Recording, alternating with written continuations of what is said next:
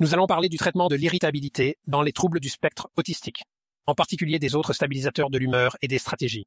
Quelques études ont été menées sur le divalproex sodique ou le valproate pour le traitement de l'irritabilité dans les troubles du spectre autistique, et les résultats sont mitigés.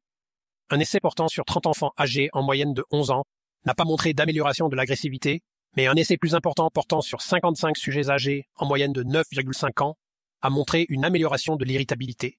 Les effets indésirables les plus fréquents étaient la sédation, la prise de poids, l'activation comportementale et les troubles digestifs. Il peut s'agir de nausées ou de ballonnement. L'oxcarbazépine a fait l'objet d'une analyse de cas rétrospective portant sur 30 sujets âgés de 5 à 21 ans.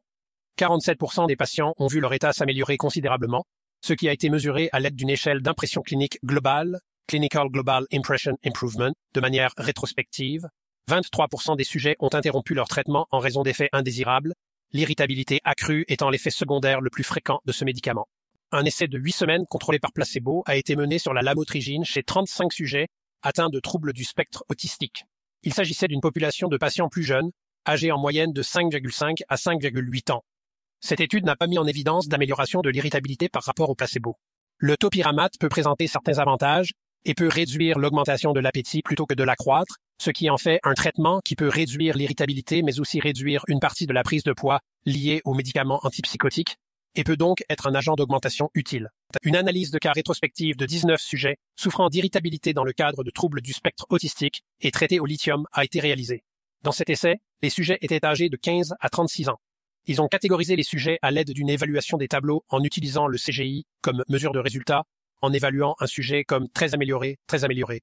Ils sont restés quelque peu vagues quant à ce qui était mesuré comme une amélioration, un comportement inadapté. Nous sommes donc un peu moins sûrs qu'il s'agissait nécessairement de l'irritabilité dont il parlait, et cela devrait nous rassurer un peu quant à l'utilisation du lithium.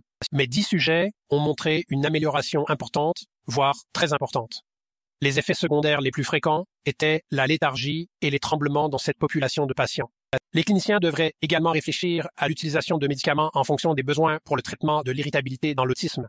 L'élaboration d'un plan de médication efficace, tolérable et adapté aux besoins des patients souffrant d'irritabilité peut s'avérer très utile pour les familles et réduire le dosage permanent des médicaments nécessaires. Dans les situations où l'irritabilité est en grande partie bien contrôlée, avec quelques épisodes d'agitation qui ne sont pas très fréquents, mais qui sont très préoccupants lorsqu'ils se produisent, le clinicien devrait envisager l'utilisation d'un PRN, un médicament en fonction des besoins, plutôt que d'augmenter le dosage permanent, en particulier si les soignants ou les parents peuvent voir certains comportements comme des signes que la personne devient plus agitée.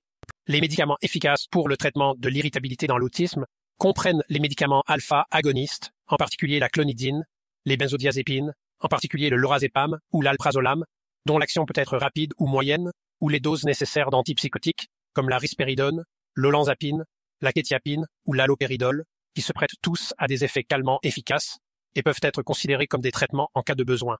Tous les plans d'administration des médicaments nécessaires doivent être élaborés en donnant des instructions claires aux soignants concernant la dose maximale autorisée en 24 heures et la fréquence à laquelle les médicaments nécessaires peuvent être administrés. L'utilisation de médicaments en fonction des besoins peut réduire la probabilité qu'une famille doive amener son proche aux urgences.